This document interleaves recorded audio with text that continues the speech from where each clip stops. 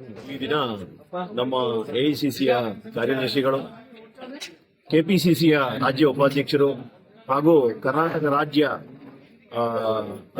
Guarantee ಅನುಷ್ಠಾನ ಸಮಿತಿಯ ರಾಜ್ಯ ಉಪಾಧ್ಯಕ್ಷರು, ನಮ್ಮೆಲ್ಲರ ನೆಚ್ಚಿನ ಯುವ ನಾಯಕರು ಆಗಿದ್ದಂತಹ ಸನ್ಮಾನ್ಯ ಶ್ರೀ ಸೂರಜ್ ಹೆಗ್ಡೆರವರು ತಾತ್ಕಾಲಿಕವಾಗಿ ನಮ್ಮನ್ನೆಲ್ಲ ಕೂಡ ಅಗಲಿದ್ದಾರೆ. ಬಹಳಷ್ಟು ಒಂದು ನೋವಿನ ಸಂಗತಿ. ನಾನು ಯುವ ಕಾಂಗ್ರೆಸ್ ದಿನಗಳಿಂದನೂ ಕೂಡ ಅವ್ರನ್ನ ಬಹಳ ಹತ್ತಿರದಿಂದ ನೋಡಿದಂತವ್ರು. ನಾನು ಎಐಸಿಸಿ ಅಬ್ಸರ್ವರ್ ಆಗಿ ಗೋವಾಲ್ ಕೆಲಸ ಮಾಡಿದಂತ ಸಂದರ್ಭದಲ್ಲೂ ಕೂಡ ಅವರು ನಮ್ಮ ಎಐಸಿಸಿ ಕಾರ್ಯದರ್ಶಿಗಳಾಗಿ ನನಗೆ ವೈಯಕ್ತಿಕವಾಗಿ ಮಾರ್ಗದರ್ಶಕರಾಗಿ ನನಗೆ ಬಹಳಷ್ಟು ಒಂದು ದಾರಿದೀಪವನ್ನು ತೋರಿದಂತವ್ರು.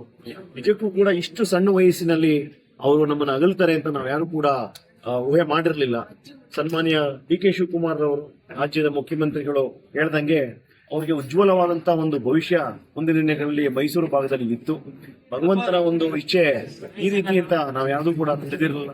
ಬಹಳಷ್ಟು ಒಂದು ನೋವಿನ ಸಂಗತಿಯ ಮಧ್ಯದಲ್ಲಿ ಇವತ್ತು ಕಾಂಗ್ರೆಸ್ ಕಚೇರಿಯಲ್ಲಿ ನಮ್ಮ ಮೈಸೂರು ನಗರಾಧ್ಯಕ್ಷರಾದಂತಹ ಸನ್ಮಾನ್ಯ ಶ್ರೀ ಮೂರ್ತಿರವರು ಹಾಗೂ ಗ್ರಾಮಾಂತರ ಅಧ್ಯಕ್ಷರಾದಂತಹ ವಿಜಯ್ ಕುಮಾರ್ ಅವರ ನೇತೃತ್ವದಲ್ಲಿ ಈ ಒಂದು ಸಂತಾಪ ಸಭೆಯಲ್ಲಿ ಸೇರಿ ನಾವೆಲ್ಲರೂ ಕೂಡ ನಮ್ಮ ಮನಸ್ಸಿನ ದುಃಖನ ವ್ಯಕ್ತಪಡಿಸಿದ್ದೀವಿ.